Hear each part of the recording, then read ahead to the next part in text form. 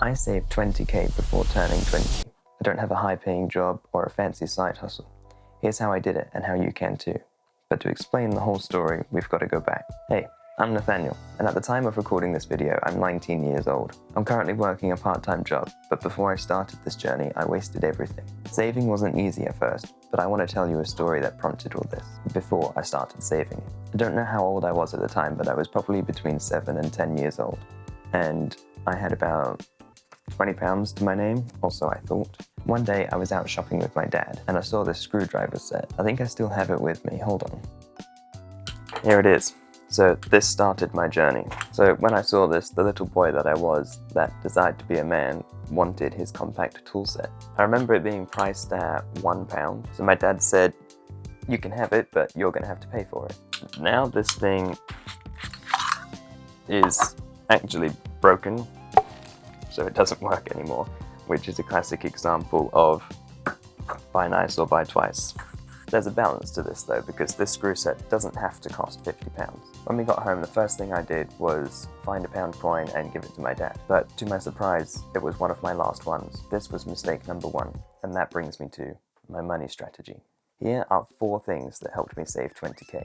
Number 1, track everything. As soon as I realized my mistake and I lost all of my money, that's when I started tracking my expenses and my income. Back when I was 16, I was working at a high street takeaway earning minimum wage. I worked hard over the next year and built a respectful relationship with the boss, who actually gave me 3 pay rises in the next year because he liked how hard I worked. There's no cheat code to earning, you have to work for it. Even before I started working, I created a spreadsheet on my dad's computer to track my expenses. This is what it looked like. Even at such a young age, I wanted success and to be responsible and accountable for all of my money. The first piece of advice I can remember about saving was my older brother said, collect your £1 and £2 coins, they mount up fast. And that's exactly what I did. I still have that mentality, so I still have a huge bag of change, which is probably £150 in just coins. Now I know I should probably put that into a savings account, but it's just a classic example of how advice that you're given stays with you. I'm not blaming him for me keeping my coins and not putting it in a savings account, by the way. So there's 10-year-old me collecting his £1 and £2 coins and writing down every single one of them on this sheet of paper. This helped so much. I started saving and growing until I started work, and it grew so fast. I didn't have any expenses and I was saving every pound. And I was still using this system, write down every pound. Later, I discovered this app called Money Manager, and I wish I'd found it sooner because you can log all expenses and income into different categories. It's still the best accounting app that I've ever used, and it only costs 74p a month if you pay for it annually, which is £8.99 a year. I think that's a no-brainer because it just gets rid of all the adverts, and if you're accounting every day, then you're watching a 30-second ad every day, and it just takes up time, so you're only paying 74p a month for 0 ad. Number 2, set a goal. Having older siblings, I got to know how much they saved by the time they were 20. So I set a goal, £10,000 before I turned 20. And man, did I achieve that goal. Twice. And these are the steps that did it.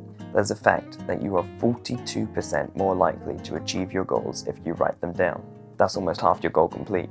You want to save 20k? Write it down. You've done 50% of the work. It's psychological more than anything. You're getting it into your head that you're going to save 20 grand. Number 3, spend less, save more. Your income is your best friend.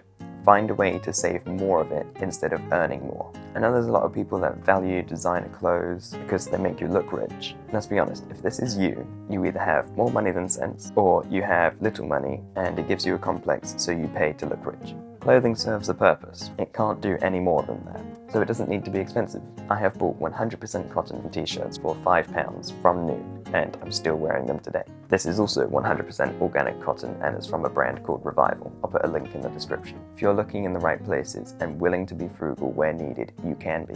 There are so many things that I know people could cut back on, but I don't have time to talk about every single one, so I'll just list a few. An unused gym membership. If you are paying for one, ask yourself a few questions. What is my current shape? What is my goal shape? Can I get to that shape doing home workouts? Does how often I go warrant the price? I'm always comparing the price of something I'm about to buy to something I know that has equal value. That helps so much narrowing down what I can buy. Number 2, late fees. There have been a few times when I've forgotten about a subscription that I started on a free trial. I normally always set a reminder for the day before the money goes out of my account to cancel it, even though the company will remind you sometimes. But I don't want any room for error because I've let it happen before. Never trust their reminders. Set a reminder yourself. A few times I didn't set a reminder and I wake up, the free trial had ended, and boom, I'm negative £30 or whatever it cost. Number 3, coffee. Don't get me wrong, I love a coffee. But if you are getting one on the way to work 5 days a week and you go to Starbucks or Costa, it will cost you around £4.20. Let's do some basic math. £4.20 times 5 is £21 a week. So that's £1,092 a year. Now think of that as an annual subscription. Would you really pay £1,092 a year just subscribe to coffee? We complain about Netflix prices and that's nothing compared to it. Make it at home. Buy a flask, take it to work. And if you don't think that's cheaper, let's do the math. For example, let's say you buy a percolator. Electricity will cost you around 5p a day. Ground coffee will cost you up to £6 and you'll get roughly 16 cups from that. So if you have 2 cups a day, that's 8 days of coffee, making your £6 bag cost £24 a month. Add the electricity to that and that's £25.40 a month, equal to £304.80 a year. You've saved 28%, equal to £787 a year, or £65 a month. I could talk about saving on everyday things all day, but we need to progress. Before we move on, let's end on this. Every pound you spend at the age of 18 is equal to £80. Let me explain. When you turn 18, you are legally able to invest. So if you put £1 into, say, the S&P 500, on average, it's gained 8 to 10% a year. Let's say you get 9%, and come retirement age, that £1 is equal to £80. Let's say you buy a pair of Nike Dunk from new. That means you've robbed yourself of your retirement money, £8,000. Are these shoes really worth 8 grand to you? All for a fashion trend that's going to die out. That blends smoothly into number 4, investing and savings. I know I've shown you an example of compound interest already, but I'll show you one more time, just so you can comprehend the impact that it makes. Let's say you can invest £100 a month into the S&P 500. In just 5 years, that will be worth £7,699. If you keep your cash under your mattress, you've missed out on £1,599 free cash. That's a lot of money. Investing does have its risks, but with things like the S&P 500, you're almost guaranteed to make 8 to 10%. Also with things like the FTSE All World, there's very small room for error. And in the grand scheme of things, you will make a profit. Time in the stock market is better than timing the market.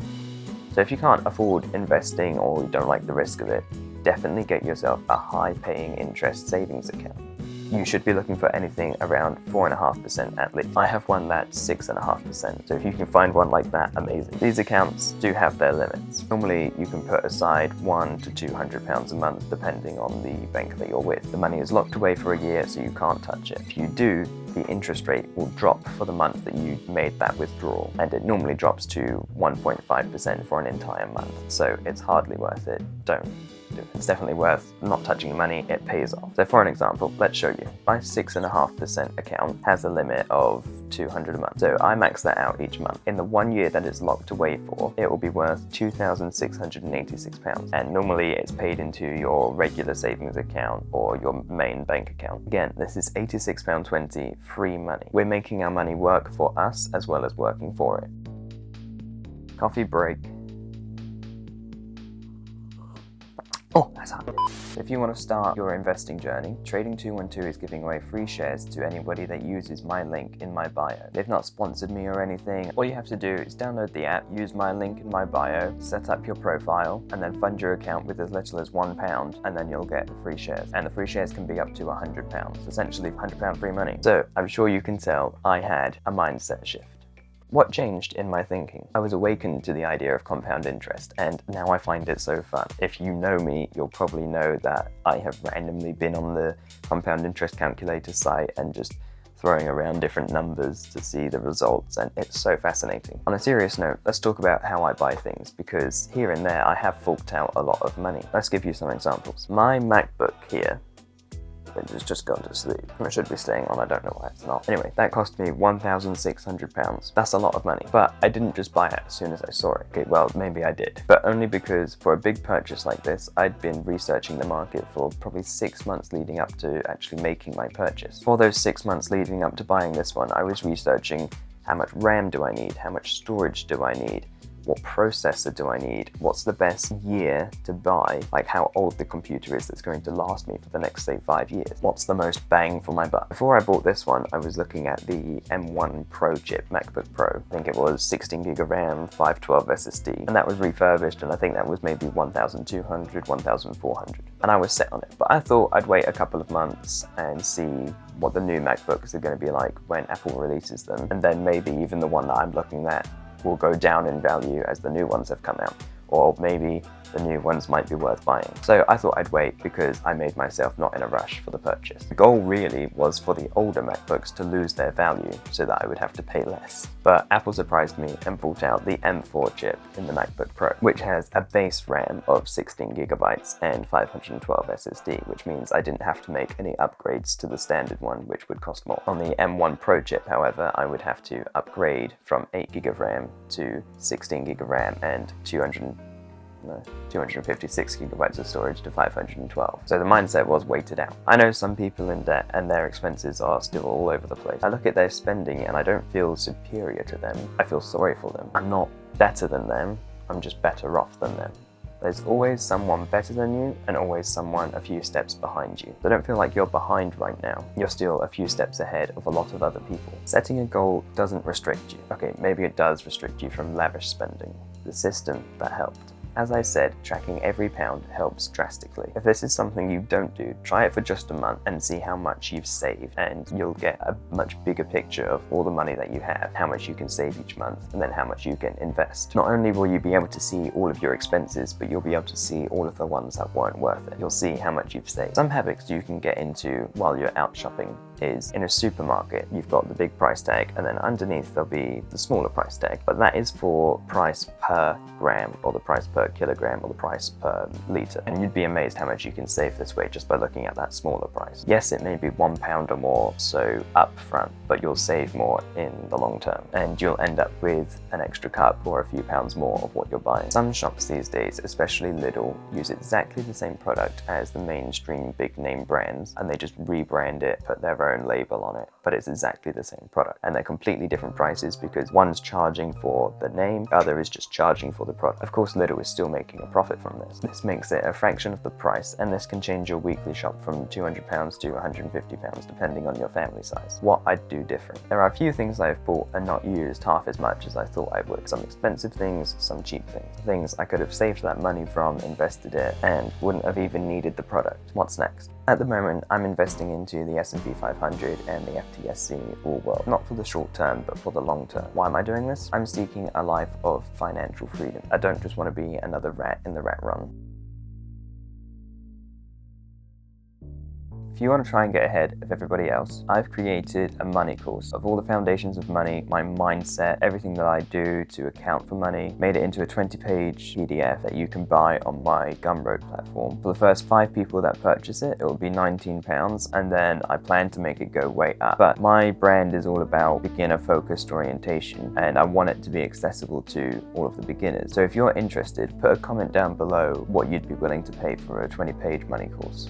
I thought of making it like £47, but you let me know below. I'm going to put on screen right here the table of contents so that you'll know what you're going to be getting. But honestly, I think the contents of this course is worth so much more. I'm probably selling myself short, but I want this to be accessible to beginners because this is where I was when I started out. I wanted to have access to things that all of the top creators do, but didn't have the money, I didn't have the resources, probably didn't have a bank account to start with to be able to purchase it. And I just didn't think it was fair that everybody has to start from the gutter. So for me, I just worked around it, trying to find free resources that I could use to do a similar thing. It probably wasn't as good, and it definitely wasn't as good, but I wanted to find things that I could try to do to start me out with. And this is what I'm trying to create. I'm trying to create a personal brand where I can help beginners start out with a lot more resources and information to start them out better than every other beginner beforehand, and to start them off better than me. Now, I know this video is about finance and it's not really about content creators, but I would just like to say a massive thank you to my viewers, because just since posting posting videos for the last 2 months. I'd made a few videos, I was at 80 subscribers or something, and I posted maybe 4 videos. One of those videos has got 11.7k views, another one's got almost 2k views, a few of the others are only at like a couple hundred, but just because I was posting a little more consistently, I've kind of skyrocketed and I'm still gaining thousands of views, and my subscribers have gone up. I think it was like 80 subscribers, and I've now just hit 200 subscribers and 20,000 views across my channel. And that was literally just because I came out of my shell and started posting, and that's what being a beginner is all about. If you want to start, you literally just have to start, and then your audience will come to you. You don't have to chase it. Just create what you want. I'm out of coffee now. Look up Deuteronomy 8:18. So if I can do this with no crazy income, then so can you. What's your current goal?